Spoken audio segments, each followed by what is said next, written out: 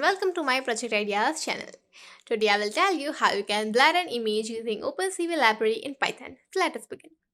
So over here first of all we need one IDE or any code editor as per your choice. After this in command prompt you need to type pip install OpenCV Python.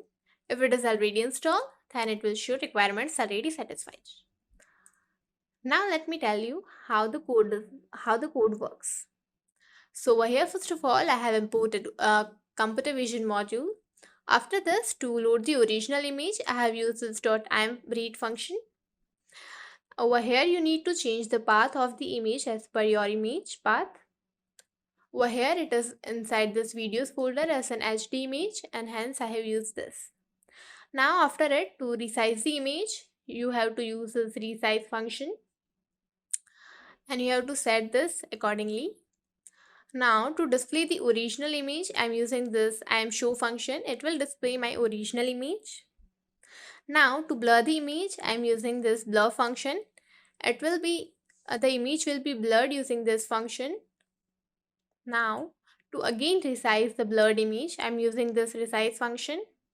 Over here you can see this one is our image. I'm storing it in this blur image b image variable. After it, to resize it, I am passing this over here, and the same way this img will store the resized image, and to show this I have used this img variable over here, so it will show the blurred image.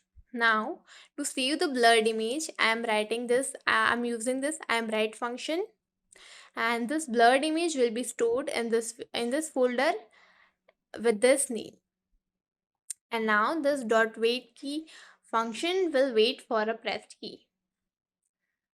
Now let me show you first of all where I have used the HD image. So inside this videos folder I have used this HD image.